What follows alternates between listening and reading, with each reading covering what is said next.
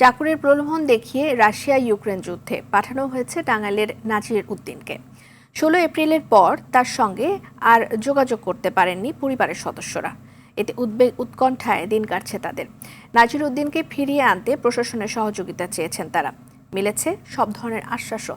টাঙ্গাইল থেকে কামাল হোসেনের পাঠানো তথ্যচিত্রে বিস্তারিত জানাচ্ছেন আব্দুল হামিদ।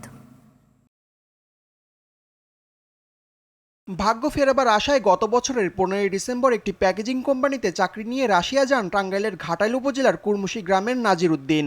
এজন্য ঢাকার এসপি গ্লোবাল নামের একটি প্রতিষ্ঠানকে দেন 12 লাখ টাকা। তবে পরিবারের অভিযোগ রাশিয়ায় প্যাকেজিং কোম্পানিতে নয়, নাজিরের ঠাঁই হয়েছে রুশ সামরিক বাহিনীতে। 16 এপ্রিল ইউক্রেনের বিরুদ্ধে যুদ্ধে যাবার আগে তার সঙ্গে শেষবারের মতো কথা হয় পরিবারের। তখন জানা যায় 14 দিন প্রশিক্ষণ দিয়ে তাকে পাঠানো হচ্ছে রণাঙ্গনে। আমি আমার ছেলেকে বিদেশ পাঠাই রাশিয়া দালালের মাধ্যমে সে দালাল আমাকে বলছে যে দিচ্ছে আমাকে প্যাকেজিং ভিসা দিয়ে সেখানে নিয়ে আমার ছেলেকে সেনাবাহিনীতে করছে। হঠাৎ করে সে ফোন দিয়ে বলতেছে যে আমার আজকে ফ্রন্ট লাইনে নিয়ে যাব, আজকের পরে থেকে আর কথা হবো কিনা জানি না। আমার স্বামীরা যেভাবেই হোক এখন যে অবস্থাতেই আছে না কেন, সরকার যেন আমার স্বামীকে আইনে দেয়, বাড়িতে ফেরত এনে দেয়। 2 সপ্তাহ আগে সে ফোন দিয়ে বলে যে তাকে এখন ফ্রন্ট লাইনে যুদ্ধে নিয়ে যাওয়া হইতেছে।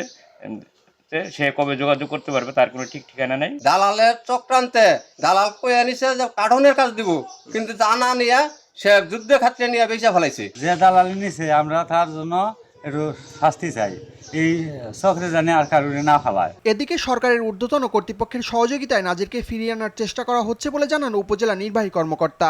আমাদের দিগলকান্দি ইউনিয়নের নাজির উদ্দিন নামক যে ব্যক্তি প্রবাসে যে একদম ট্রাভেল এজেন্সির মধ্যে যে প্রতারণার শিকার হয়েছে, তিনি ইউক্রেন রাশিয়া যুদ্ধের সাথে ইতিমধ্যে সম্পৃক্ত হয়েছেন।